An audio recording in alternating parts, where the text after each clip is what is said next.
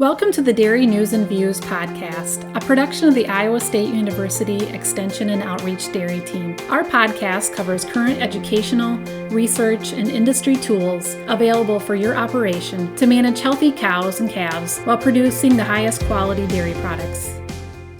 Thanks for joining us today on Dairy News and Views from the ISU Dairy Team. I'm Jen Bentley, Northeast Iowa Dairy Field Specialist, and today I'm here with our State Extension Dairy Specialist, Dr. Gail Carpenter, as we visit with Amy Bill, the Associate Director with Iowa State Dairy Association. So welcome back to the podcast, Gail. Always happy to be here, Jen. Yeah, and Especially for June Dairy Month. Yes. Yep, exactly, right? I know every month is great to celebrate dairy, but particularly in June, right? So Yes. yeah, so we're happy to have Amy Bill on with us. And Amy, I want to welcome you to the podcast. And before we get started, just kind of talking about June Dairy Month and sharing about the Iowa's dairy industry, why don't you tell us a little bit about yourself? Hi, my name is Amy Bill. I am currently a farmer relations manager in Iowa for Midwest Dairy.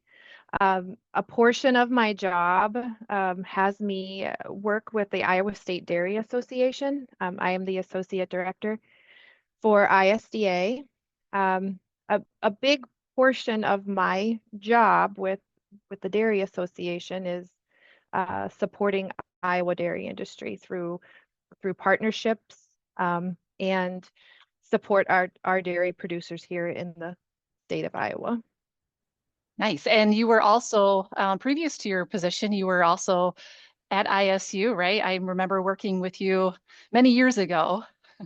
Yes, yes. So before Midwest Dairy and ISDA, I did work with the USDA. I was a county director for the Farm Service Agency. And previous to USDA, I worked at the Iowa State University Dairy Farm. I graduated from Iowa State with a degree in animal science. And then I started working at the research farm. At that time, we had two farms. I started working at the farm in Ankeny, Iowa, which was just exclusively a research herd. Um, we knew we knew at a certain point that we would be moving closer to the main campus.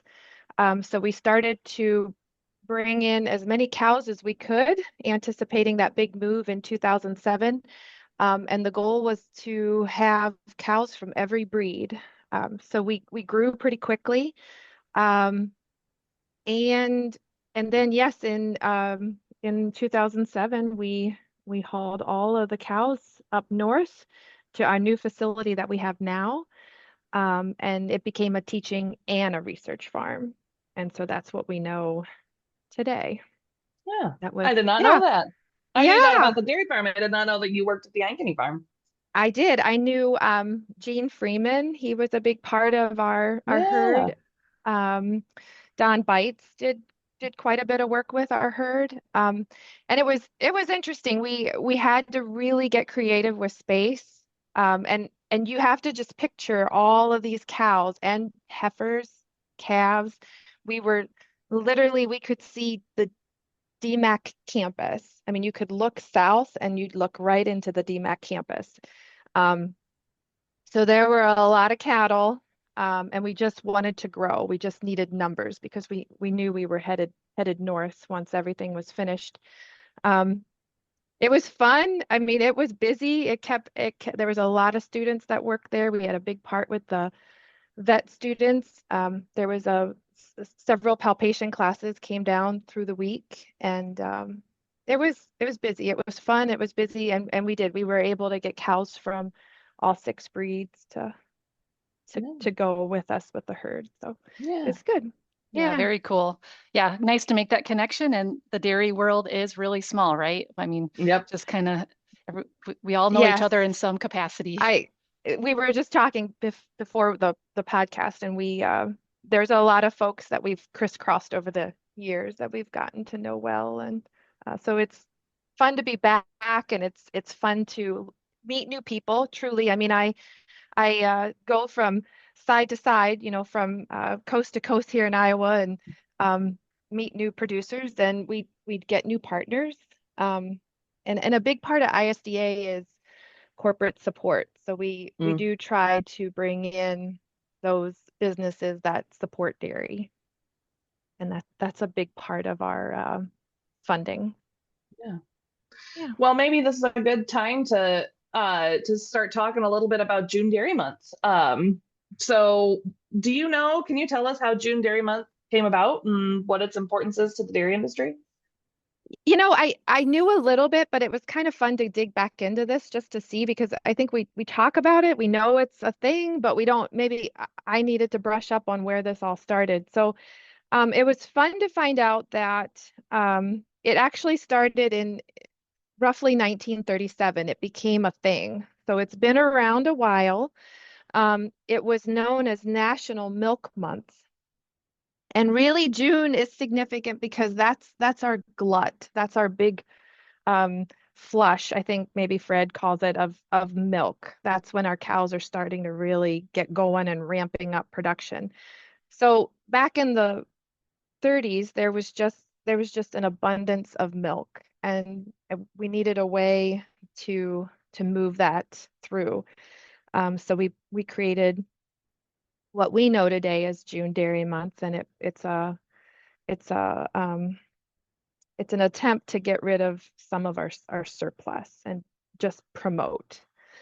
Um, in 1939, the National Dairy Council took over promoting. So it moved away from our grocery stores and our dairy producers that kind of got that campaign started in 1937. It moved away from that and into the National Dairy Council again in 1939. And it's just been an attempt over the years to get rid of that, move that glut of milk through and have people um, consume more dairy products. Well, and since 1939 or 1937, Iowa's dairy industry has certainly changed quite a bit. Um, Yes. what do our listeners want to know about Iowa's dairy industry? What are some fun dairy industry facts that you give to consumers? When I talk to folks, when I talk to consumers, I kind of feel them out to see what they know already. And I think if you have folks, if you have young people, young consumers from a dairy background, they have a good idea of maybe what's going on. But I think generally speaking, just a broad statement about Iowa dairy is we truly have two separate pockets in our state. And I think that's been consistent over the years.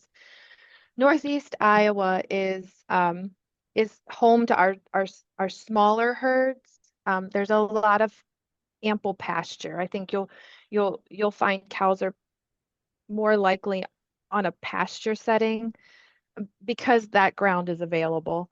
Um, so we generally see our smaller herds, and smaller. If you were to ask a dairy producer today, they would tell you a small herd has now become roughly 600 cows. I mean, that's on the higher end of a small herd.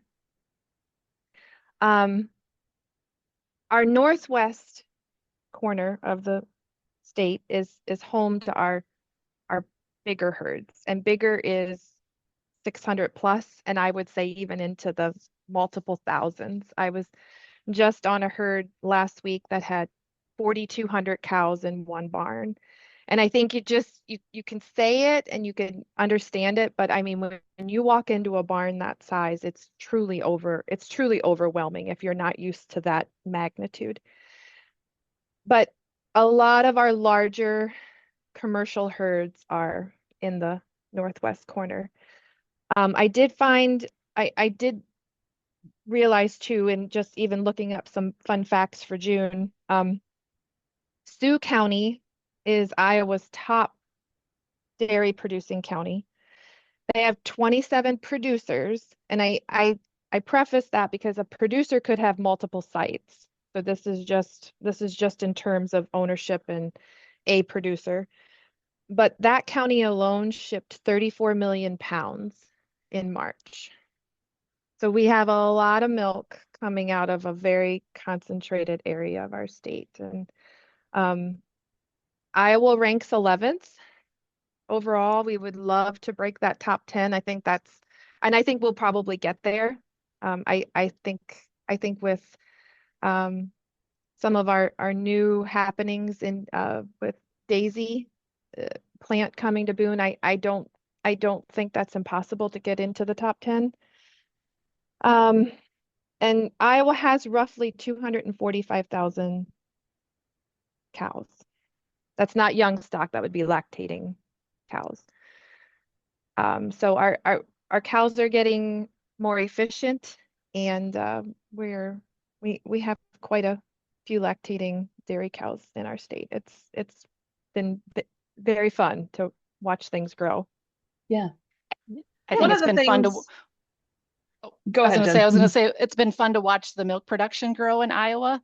I help with the Iowa's Dairy Story at the Dairy Center in Kelmer, and we have these maps on the wall that talk about milk production in Iowa. And in 1925, cows were producing on average 4,000 pounds a year. And now we have cows, I mean, we're averaging 24, 25,000 pounds and up Yeah, beyond that, right? Like cows are in the 30,000 pound range, and it's just yeah, 40,000. It's just amazing through yeah. genetics and feed and cow comfort, how we've advanced the industry.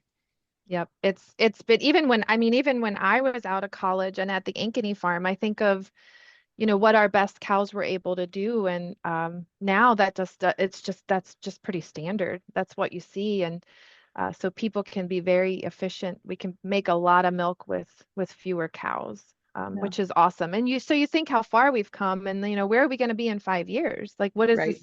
what is this environment even going to look like in 5 years? And it's really cool. It's really fun to talk to farmers and see what they're doing and new things they're trying. And um, it's fun. It's fun to see how things have changed. Yeah. Yeah. I want to talk about some of those numbers a little bit more. Actually, I pulled up, if folks go to our website, extension.iastate.edu/dairy team, under resources, we have, let me pull it up so I can see. Under resources, we have, under that menu, you can see Iowa dairy industry, and you can see some of those numbers there for yourself that Jen's talking about. So in 1925, Iowa had almost 700,000 cows. But like Jen said, they were only making 4,000 pounds per cow per year.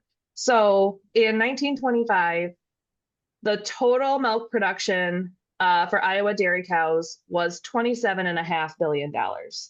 Now, in our 2021 survey, and we're working on, or our 2020 survey, we're working currently on our 2024-2025 survey, and hopefully those numbers will be up by the end of the year at least. But we're happy to chat more about some of the survey numbers as well. But if we go to the most recent survey that's on our website from 2020, we've more or almost doubled milk production. So we went from 27.5 billion pounds in 1925 to 5.3 billion pounds in 2020. And we've done that. We've almost doubled milk production, but we've dropped the number of cows from almost 700,000 cows to a little over 200,000 cows. Yeah. And that is crazy. So we've more than halved the number of cows that we have in the state, but we've almost doubled the amount of milk production. And that's because we get more milk per cow. And so when I talk to consumers, or even when I talk to my students about this, sometimes I like to talk about it in terms of like fuel economy in your car. So if our cows basically get more miles per gallon now out of the feed and the resources that we give them, and are able to make quite a bit more milk. And so if we think about like sustainability and being able to make more and more milk with fewer and fewer cows, that's actually decreased the footprint, the environmental footprint of the dairy industry as well. So it's Yes. a And scientific term for that is dilution of maintenance. But there won't be a quiz after this, so don't worry. and that's really on the checkoff part of things. My checkoff person, my part and checkoff Midwest Dairy. That's what the consumers love to hear. They want to know consumers right now are focused on sustainability and our footprint in the big picture. Where is ag going, and what are we making every effort to correct? And I think that's a great story. It's showing that we are more efficient. We're doing more with less, um, and we're we're just trying to be sustainable and take care of the resources that we have. So it's really neat to like I just keep saying it's really neat because we have really made great advances, and I'm excited to see where we go from here. But Yeah. that's what our consumers want to hear. Yeah. The stories. And again, if anybody wants to poke around and look at some more of those fun facts there, you can go to excuse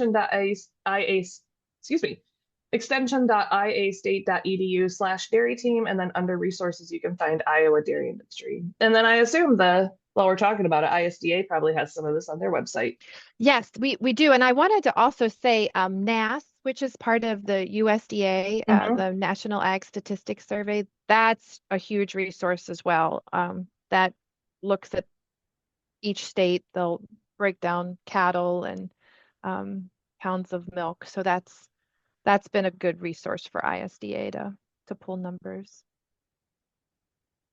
So Amy, I know you talked a little bit about checkoff, and that's some of the questions we get is, how are those checkoff dollars used, and what kind of products and research innovation is happening in the dairy product world? Can you shed some light on maybe what's happening in that part? Iowa's wonderful because we're kind of that crafty. We do fun things with our dairy products, um, and we're focused on the general craft of making product and maybe smaller batches of that unique product. Um, I think you'll find we have our large scale processors. We might think of AE, we might think of Wells Blue Bunny, um, Prairie Farms, although they're not stationed in Iowa, they're a big supporter of Iowa. But we have our smaller niche, smaller processors. Think maybe Maytag Dairy, which is in Newton. Um, they're well known for their blue cheese. They're known worldwide for their blue cheese, and they're right here in Iowa. We have Kelowna. They're a little more organic. They offer some non-homogenized products, creamier yogurts, and cottage cheese. And then we have Picket Fence that maybe comes to mind more central Iowa. They're in the Woodward area. They have kind of that nostalgic glass bottle milk. They offer milk that's um, in glass bottles. Um, and they tout their eco-friendly packaging. So that goes back to our sustainable um, consumer story for being environmentally friendly. Um, so it's we have a little bit of everything here, and I did mention earlier we have Daisy Dairy that'll be coming to Boone. We're all excited, as I'm out and about talking to farmers, they ask, how did we get to this point? And how can we bring in more processors? How can we advertise Iowa as a great place to be? We have everything. We have space, we have plenty of water, we have plenty of workforce. So it's neat to again hope, maybe down the road we'll have some more processors headed our way. If folks are curious, if you're looking at those, buying a gallon of milk at the grocery store, maybe those bigger commercial processing plants. I don't know if you've ever looked. We always look at a gallon of milk to see the sell-by date, right? You want to know when your milk's going to go bad. And then right under there's a series of numbers. And that series of numbers tells you where that milk is from. So Yes. Iowa's code, the two numbers at the beginning will tell you the state that's from. And if it says 19, that is from Iowa. So Correct. that is one way to look and see if you're drinking Iowa milk. Although if you're selling to Prairie Farms, I think that would probably have a Wisconsin code, right? It Um, yes, so it's from the state that it's yes, processed in. yes. Correct. And a lot Yes. of Iowa's milk does get processed in Wisconsin. So just because it's Wisconsin milk doesn't mean that it didn't come from, we have a great partnership with the state of Wisconsin. We So do. Our yes, neighbors are wonderful, and I will tell you, the farmers I talk to in Northwest Iowa, a lot of their milk gets shipped out to South Dakota. that's right. Yep. It Yep. gets processed out in South Dakota and comes back to us as Yes. a product. And So likewise, if anybody's listening, 19 is, I hope somebody's listening. For those that are listening, I should say, 19 is Iowa's state code. South Dakota's state code is 46, and Wisconsin's state code is 55. So you can check for those two numbers before the dash. And you're supporting Iowa's dairy industry or some of our neighboring states. But again, that might be Iowa milk as well. And then mhm. if there's actually a website called whereismymilkfrom.com, and you can type that code in because the numbers after the dash are going to tell you the specific plant that that milk is from. And so it'll give you more information there. If you type in whereismymilkfrom.com and type in that code, you can find out more about where your milk is from. So we are really lucky here in Iowa. We have some niche producers doing some really fun things. And that's really exciting, I think, but it's also, I think, important to support our producers that are selling to bigger processors as well, because Iowa farms are the vast majority of them are family owned and support. So whether you're going and buying from a farmstead and buying maybe a more niche product, or if you're buying something maybe a more commercial off the grocery shelf, you are supporting family farmers. And so I think that's really, really a fun part about being in the dairy industry. So as we're talking about dairy products, there's a lot of events in June that allows us to go on farm and try some of these dairy products, get to, celebrate why we have Iowa's dairy industry. Can you talk about some of those activities coming up, or maybe some that you've already done here in June? Because I think it's middle of June already. So Yeah, some of them may have Crazy how already that wrapped goes. up. Yeah. yeah. So this year we have been swamped with events, and it's wonderful. It was a slower year last year. We were working through the high path or the avian influenza, so we were a little more strategic in the events that we went to. This year, it's just been a floodgate. Iowa has two dairy princesses, and some folks may have seen them in their travels. We also have been fortunate enough to have five dairy ambassadors, and they come from all different backgrounds. Um, some have a slight connection to the farm, but all different backgrounds from our dairy ambassadors. And so they have been busy hitting the road, attending events. Um, they bring along with them literature, handouts for consumers, promotional products, and to really tell that dairy story. And we have been busy with county fairs. We see a lot. Every county fair now has commodities represented. So you may sit alongside the Iowa pork producers, the egg Iowa Egg Council. Um, we're all in it together. So we sort of travel to these events and teach consumers where their food is coming from. Multiple county fairs that we've done. We're headed to Lynn County in the next week. We'll have a space there. Jones Dairy in Spencer, Iowa is having their open house this Saturday. They do have information on their website. I will be there for ISDA and Checkoff, kind of both, representing. Um, we'll have a princess there and a dairy ambassador. Northeast Iowa Community College has the Grill and Chill that's coming up the end of the month, the 28th. There's also information on their website. We'll be representing there. Uh, Quite a few Farm Bureau events. We're looking forward to the Sioux County Fair. That'll be headed here this way soon.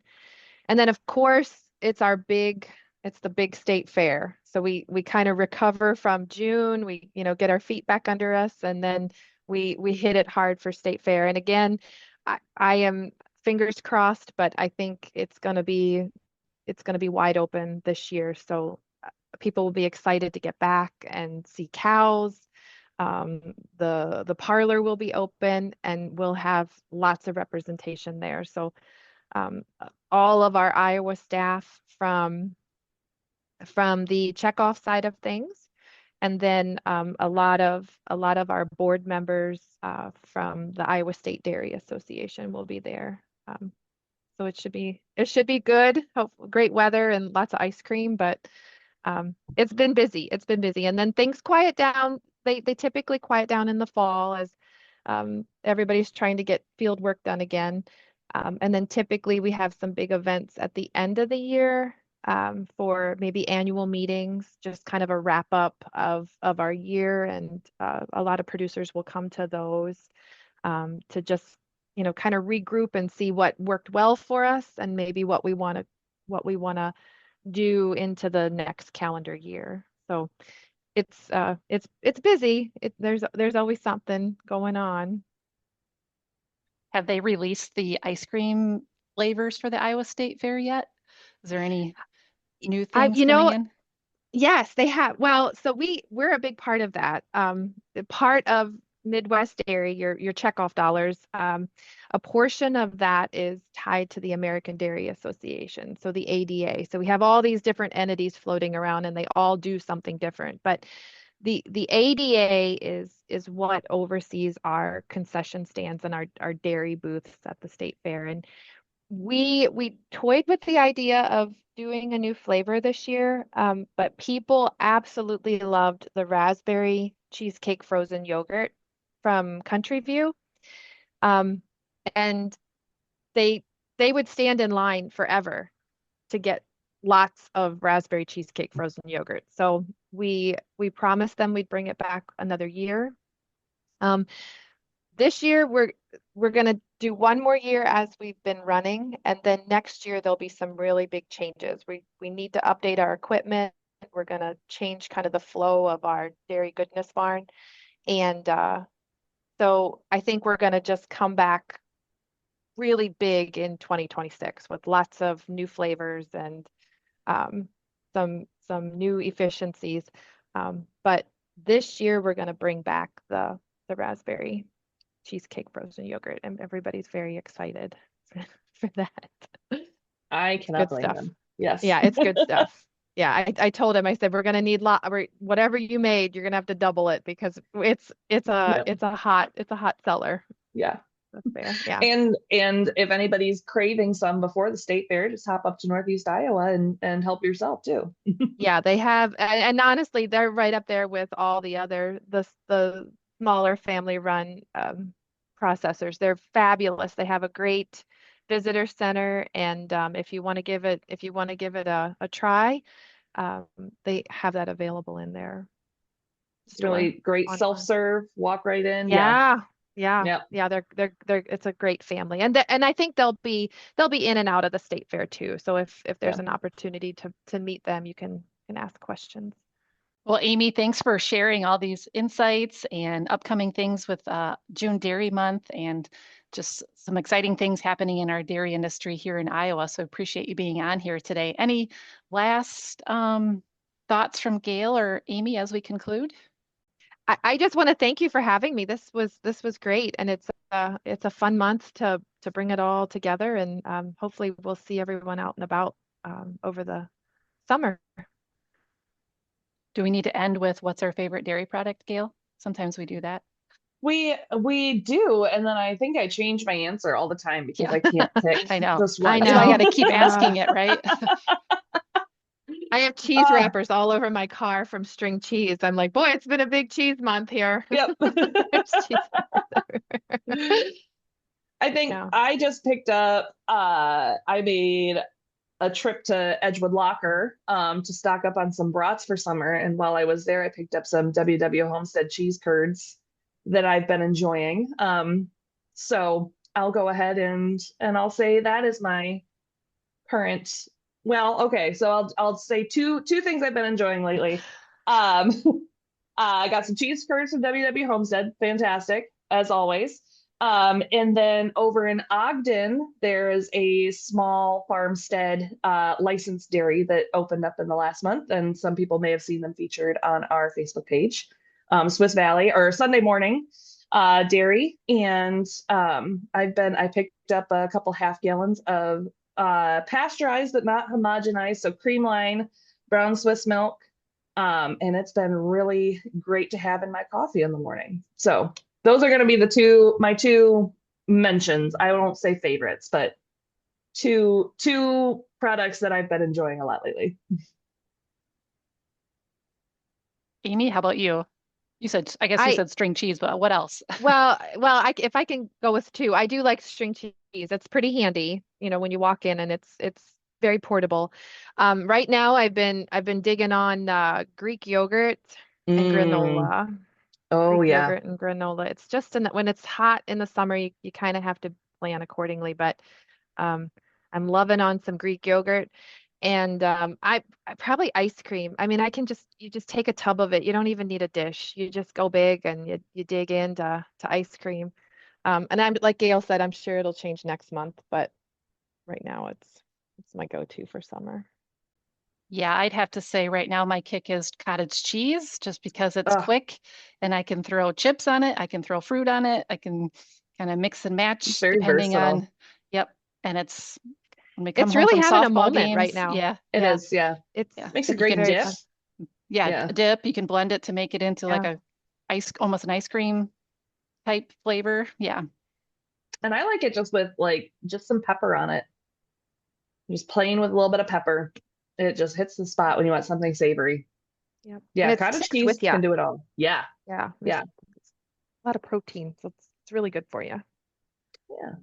All right. Well, I'm getting hungry thinking about all this, Yeah. so we might have to end here so I can go have some cottage cheese. But again, I want to thank everybody for being on, and hope everybody finds a way to celebrate June Dairy Month and continue that through the rest of the year.